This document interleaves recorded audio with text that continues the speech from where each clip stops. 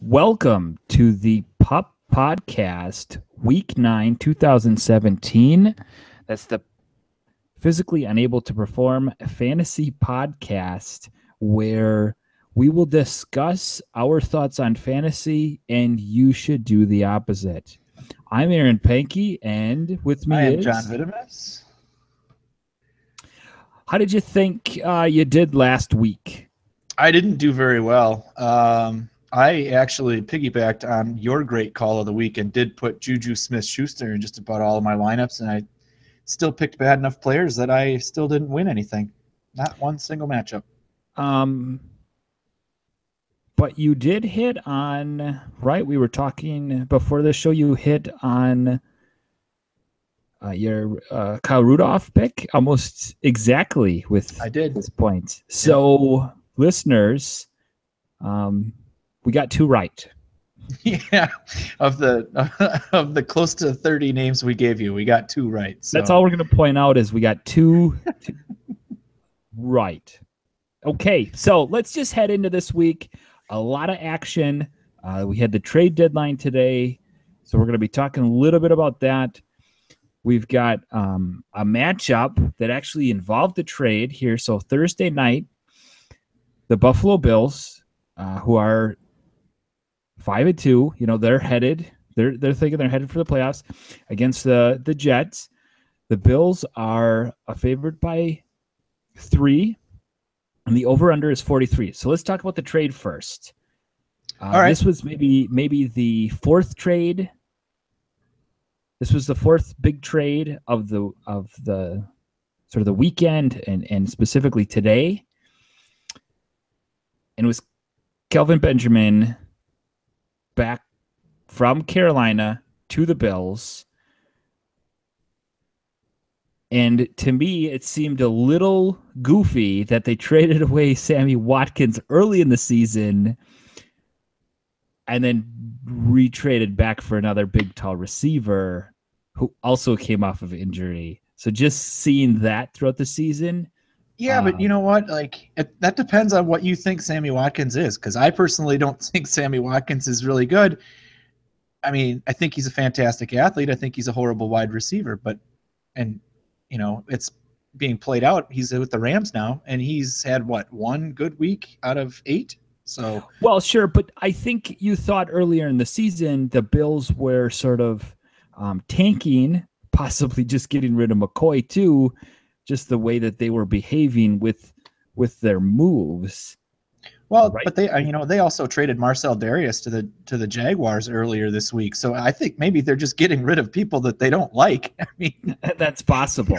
I also think they paid a little bit more than what I expected. I didn't think that they paid a third and a seventh. I didn't think they were going to pay that much. Yeah, I would have. But they also have 2 picks in each of the first 3 rounds going into next year's draft. So they've got a little bit more capital to play with than most teams do. So sure. I would have guessed maybe I was thinking 4th at the highest, more like a 5th, but that was just mine. And I'm not an NFL trade guy, so I don't make any of those. Well, normally the league isn't our bunch of NFL trade guys, but this was an actual rare trading deadline that they had trades in. It was exciting. I like that they moved it back. They gave teams time to think about what they wanted to do. I think it was a great move. Yep, for sure. Speaking about fantasy, we spent a lot of time on this. Let's move on. I'm taking the quarterback for the Jets, McNown. He had a terrible week 1 against the Bills in Buffalo, but I think he threw like 2 interceptions, but now he's been playing pretty well. And they're going to be at home, and I just think he's going to bounce back. That's my guy I'm going to take out of this team. I mean, the obvious one is McCoy, but I'm going to take McCown out of this. Sure, and I'm certainly not going to continue to badmouth Josh McCown. He's better than I thought he would be, and so are the Jets. But my pick out of this game is Tyrod Taylor. I think he's going to be energized by the Kelvin Benjamin trade. That may not necessarily show up in a 300-yard passing performance, but he's still got a high floor because he's going to end up with at least 50 rushing yards, possibly a rushing touchdown. and he's still going to complete, 15 to 17 passes to LaShawn McCoy, Nick O'Leary, and whoever else they have. So give me some Tyrod Taylor, and he's going to be a cheaper option for the most part. He'll have a little pep in his step too with that trade. I mean, team usually rallies if you're going to go and get me a player. Yep, right. Absolutely. I'm going to show you why you got me that player. Absolutely. That's the Thursday night game for you. Yep. Moving on to the Sunday, the early games. Pretty big game. The Denver Broncos at 5-2 are going to Philadelphia 7-1. The Eagles are favored by 8 points, with an over/under of 43.5. Another trade deadline deal. Jay Ajayi got traded from the Miami Dolphins to the Philadelphia Eagles for the 4th-round pick that you thought that the Panthers should have gotten for Kelvin Benjamin. Rich getting richer. I don't know who gets carries now. Like I'm going to drop Wendell Smallwood. Yeah, you even saw in the last game he wasn't getting any touches, and actually Corey Clement was getting touches. Yep. Sort of after the blowout happened. If I own Winston LeGarrette played Blount, the best, that concerns me. Do they cut him? Do you think they cut him? I don't think they cut him because I think he's still a better goal line back than Jay Ajayi would be, but I think he's getting a lot fewer carries between the 20s as soon as Ajayi learns the offense. Yeah. Yeah. And I don't know how much you have to actually learn to just take a handoff and go, but we just ran the.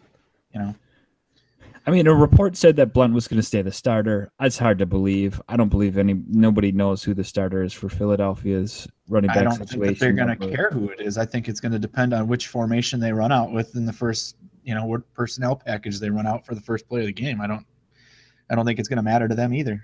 I like what they're doing. They're making the big move. Yep. And in this game, I'm going to go with their defense. I think the Broncos are struggling with who to play at quarterback. They're going to be on the road. Philadelphia has a decent defense. I'm going to play that defense. And the Broncos' offensive line is pretty trashy. I'm actually going to go with Demaryius Thomas because for all the talk that came out of Denver after that atrocious offensive performance at Kansas City on Monday night, the best way to get your offense improved is to get your best offensive player the football. So I'm going to say that Demaryius Thomas is going to get an ample amount of targets with which to work and try to put together a strong outing and move the football. Even if even if that's just more bubble screens because their offensive line can't protect for more than a second and a half, you got to do what you got to do. Now we're going to move over to another early game. The Ravens are going to go to the Titans. There's not a line set for this. The Flacco injury is probably definitely affecting this, so Vegas is going to stay away. They're not even sure what's going to happen in that game. The Titans are going to come off of a bye, and I think that gave DeMarco Murray some time to rest, and I think he's going to have a pretty good week coming back against that. The Ravens defense doesn't look as good as it did in the 4 games, and so I like Murray to have a good week. I like that as well. And playing off of that, there's a strategy that a lot of people use in daily fantasy sports. If you take a running back from a team, you should take the defense from that same team. If you're going to get 25 carries out of DeMarco Murray, odds are the Ravens aren't going to have the ball for a whole lot is the theory behind that. So I'm going to take the Titans defense. The Ravens offense, even with Joe Flacco, is pretty garbage. But if you're going to tell me there's a chance that Ryan Mallett's going to take more snaps, I will take all the interceptions and sacks that you want to hand over to me, and I will just laugh all the way to the proverbial bank. And another note for the Ravens, if anybody cares, Woodhead is off of IR and I think can come back and start practicing. So we'll have to just monitor that. Practice this week and next, and then he's able to be activated in 2 weeks, I think. So it's a goofy thing. I'm not exactly sure. It may not even matter by the time. So It may not. He may retire by the time it's time for him to come back with as bad as this team is. Next on the slate, the Tampa Bay Buccaneers at 2-5 go to the New Orleans Saints at 5-2 for a divisional matchup. New Orleans is favored by 7.5 points. The over and under in this game is 50. I don't see the Buccaneers being able to slow anybody down, so I will take Brandon Coleman. Even if they pay attention to Michael Thomas on the other side. I think Brandon Coleman had a great game last week, and I think he's still a more reliable option than Ted Ginn is as far as being another receiver for Breeze to target. And I like Alvin Kamara for this. I think he will get a ton of touches. I think Sean Payton is probably a little upset with Ingram. I mean, let's face it. He hates Mark Ingram anyways. That's why he went and signed Peterson. He's trying to figure out, how do I get this guy off of my squad? How do I not play him? He has to play him because everybody else, but now he went and drafted Kamara, and then Ingram fumbles like twice in that last game. And then they got in an argument. He's going to be in the doghouse. Kamara is going to get a ton of touches. That's who I'm going with this week. Yeah, I can't argue with that. Next game up is a West Coast going to the East Coast with the Rams, who are 5-2, leading that division, against the lowly Giants at 1-6. The Rams are favored by 3.5, and I sort of struggled at who I liked in this game. The obvious choice is Todd Gurley, but sure. To look outside of that, I'm not sure what the Giants are going to do offensively coming off of the bye. So I'm unsure of this pick, but I'm going to take Wayne Gallman for my running back here. I don't feel very confident about it, but who knows? I might hear later in the week Dark was going to be the starter and Gallman. Well, then this is a mess. So, but that's just sort of well, then you could just claim the other guy instead of Gallman. You should just put New York Giants running back. Giants running back is who I'm gonna give it a shot at, because I don't think they're going to be able to throw. I don't know if they're going to be able to throw, but they're going to have to throw. I think the Rams are going to be comfortably winning this game for most of the game. I think Sterling Shepard's going to have a big game. Missing a couple of weeks. Now he had the bye last week. That ankle should be just about right back, as good as it's going to get for the rest of the season anyway. And Eli Manning has to throw the ball somewhere. Evan Ingram got a lot of targets while everybody else was hurt, but if it might just be an Evan Ingram and Sterling Shepard show as far as their passing game is concerned. So yeah, give me some Sterling Shepard in that. It doesn't sound like you're overly confident in that pick either. They're 1-6 for a reason. I'm not going to be confident about anything. Well, we should have just picked some Rams guys. Why don't we just pick Cooper Kupp and give me Cooper Kupp? And there's another Giants defensive back being suspended this week, I think. Oh yeah, that's a big point. Janarius Jenkins, yes, is suspended. Team rules indefinitely. So yeah, I guess just take Rams receivers. Goff. Is Rogers Cromartie playing? Like, do they have anybody? Or is Sterling Shepard my defensive pick for the year, for the Ben week? McAdoo's haircut, maybe he's playing. I don't know. Well, that's not any good either. All right, next on the slate, the Atlanta Falcons at 4-3 go to the Carolina Panthers, who are 5-3. Carolina is favored by 1.5 in this game, and the over/under is 43.5. The Falcons are not very good at covering running backs out of the backfield, so give me Christian McCaffrey. I know that he is a pretty obvious pick, but with Kelvin Benjamin being traded, I think his target share only goes up higher than it already is. Obviously, Devin Funchess gets affected by that as well. But, yeah, give me Christian McCaffrey. I could see them with that trade now putting McCaffrey right into the slot position and just play him as a receiver. Oh, for sure. And then just play Stewart in the backfield the whole time. On the flip side, I see, the Falcons, they don't look like a very good team, but I think they're going to win this game. So if I was going to pick, I'm going to take the over and the Falcons in this one. And then I think Sanu is going to hit it deep. He's my JJ Schuster of the week. Sanu is going to go deep twice. You're going to get 2 touchdowns out of Sanu this week. And the press conference, I heard he's got aggressive hands. So, yes, take him. Does Julio not have aggressive hands? They just triple cover him all the time. So, oh, okay. Yeah, he probably does. They just don't get Ryan's he figured out how to throw the ball to somebody else, and he needs to get back. Anyways, the next game up on the slate is the Bengals going to the Jacksonville Jaguars. Jaguars are coming off a bye. They just got another defensive tackle. They are favored by 4.5. Over under is 39.5. So it's a pretty low scoring week. I'm going to take another reacher on this one, and Mercedes Lewis scores again. You love that guy. Oh well, my gosh. I did. It's fine. Know how well the Bengals have been covering. So I'm just going to take a shot on that. Fournette will probably have a pretty good game, but I'm going to take Lewis for a score. So if you're not sure who to pick on as a tight end late, go with him. I'm going to take the tight end from the other side. I'm going to take the Bengals tight end, Tyler Kroft. The Jacksonville Jaguars have a very good secondary. Both of their corners are probably going to end up going to a Pro Bowl this season. So if you're going to move the ball effectively, teams have been able to run on the Jags a little bit, but that's what they brought Marcel Darius in for. So give me Tyler Kroft. Give me about 5 catches, 40 yards, maybe a goal line score. Oh, geez, you're calling out tight. It worked for Kyle Rudolph. Yeah, I'm gonna try it again. Tight end specific stat guy.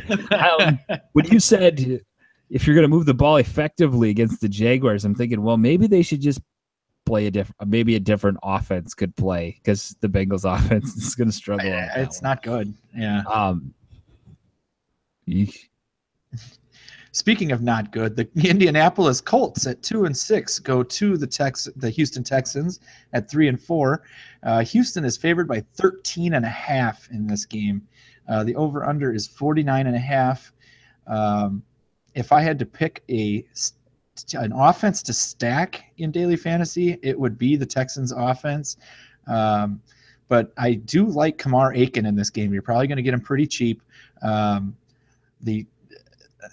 The Texans were, I don't want to say burned because, well, they were burned. They gave up 41 points. Paul Richardson. So they have troubles covering secondary wide receivers. So give me Kamar Aiken, and maybe T.Y. Hilton gets shut down again.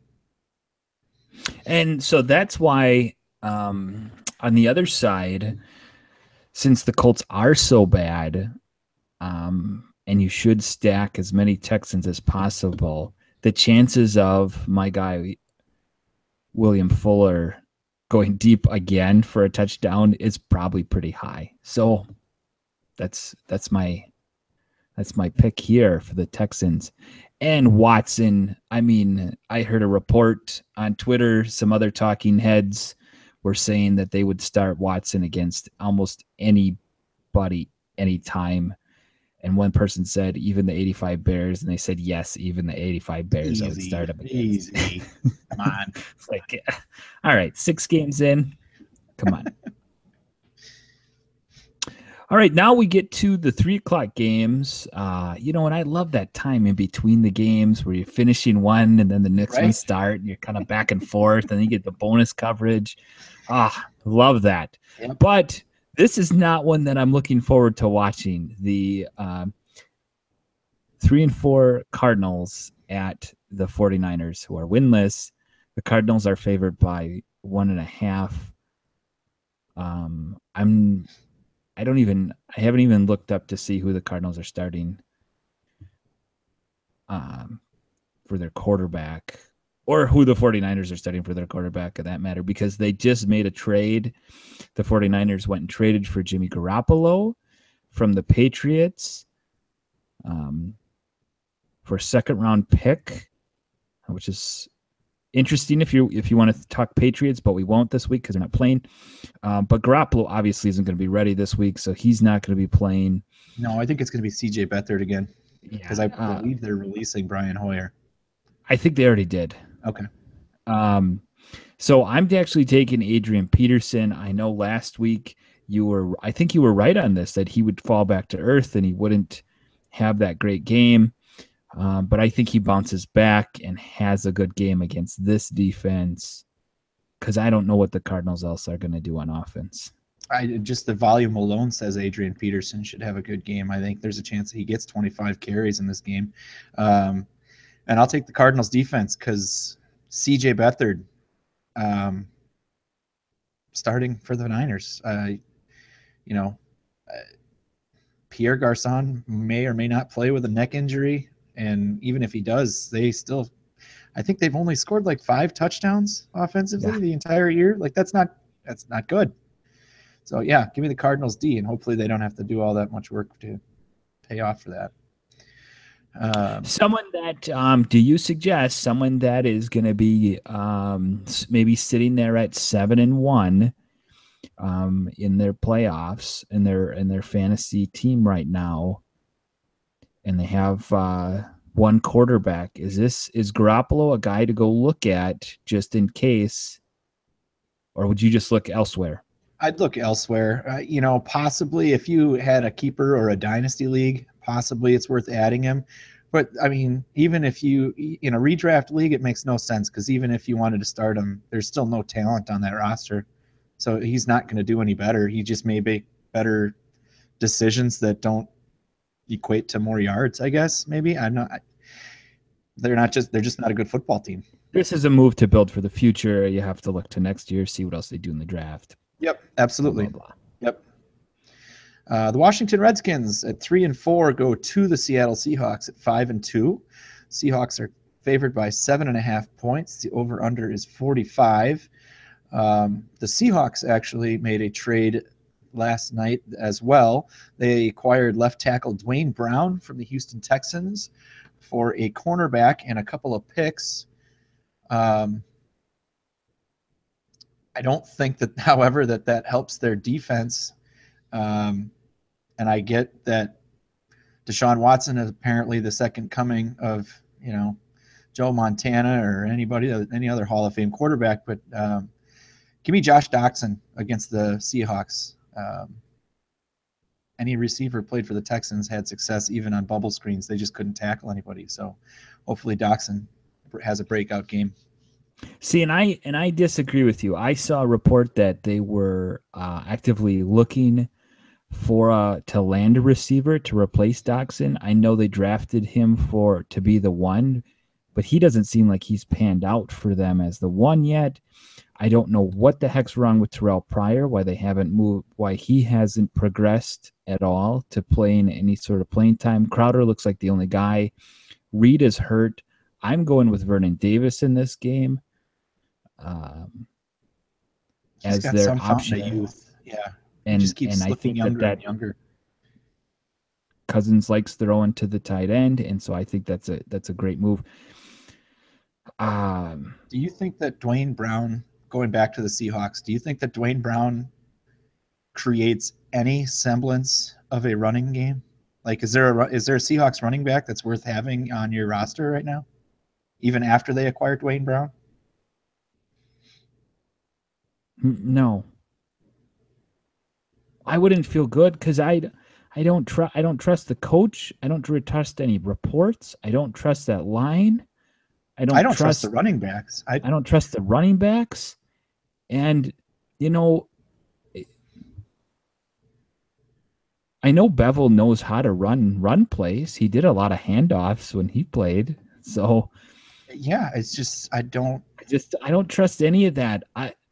Wilson running. I trust Wilson running, but he does. Sure, and I think their passing game gets better because I think that I think Dwayne Brown's going to be a better pass blocker than whoever they were running out there before that was giving up sacks left and right. But I just don't see it improving their running game at all. No.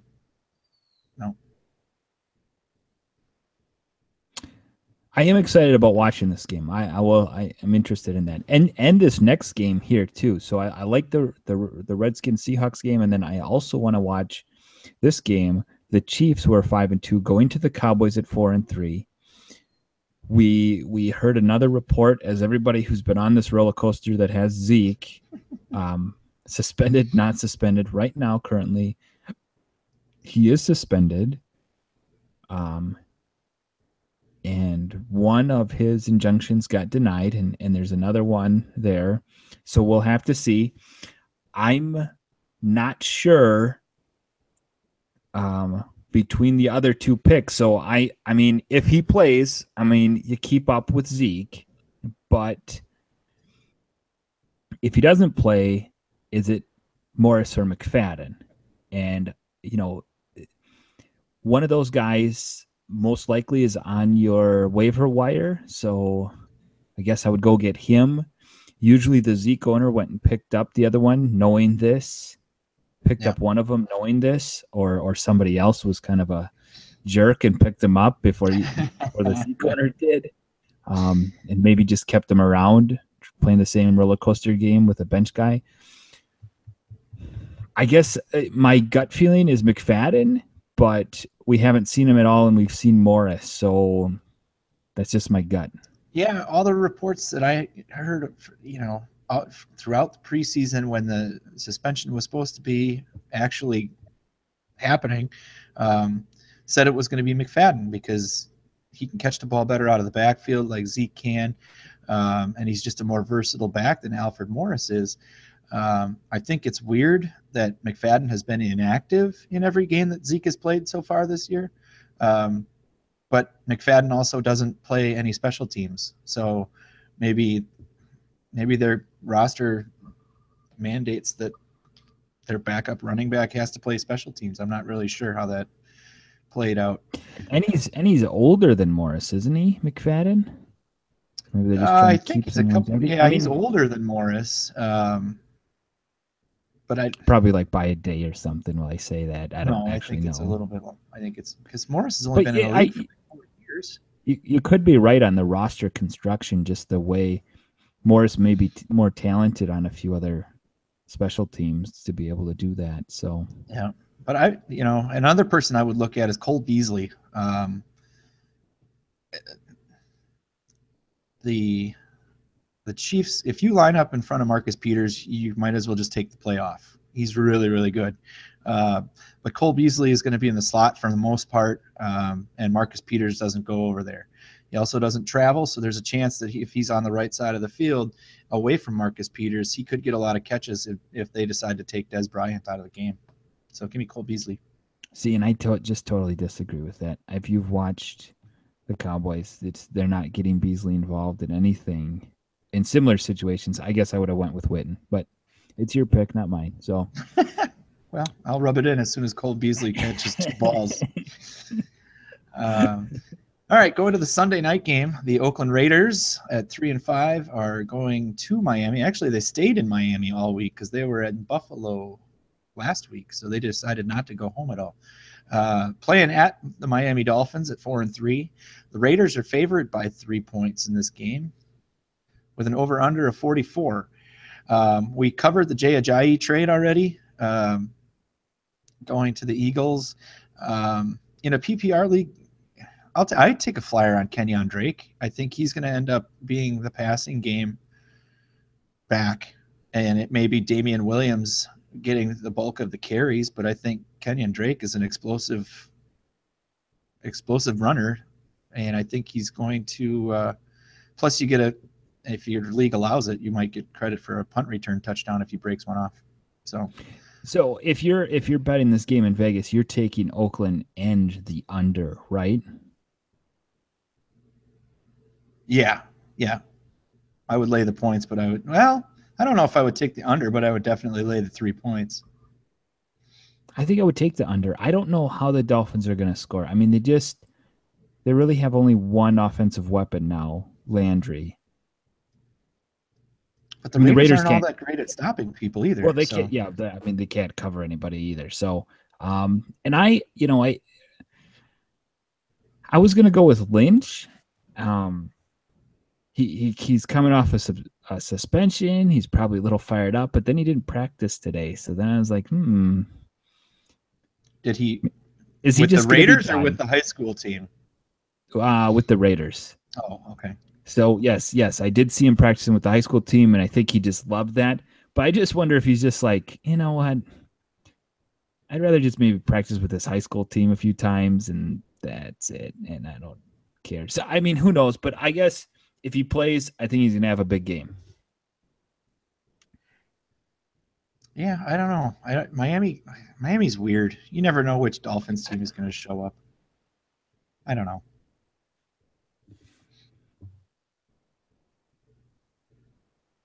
All right, then we head to the Monday night game. The Lions at 3-4 are going to come to play the Packers at 4-3. The Lions don't ever win in Green Bay, but they are favored by 2.5, and the over-under is 43.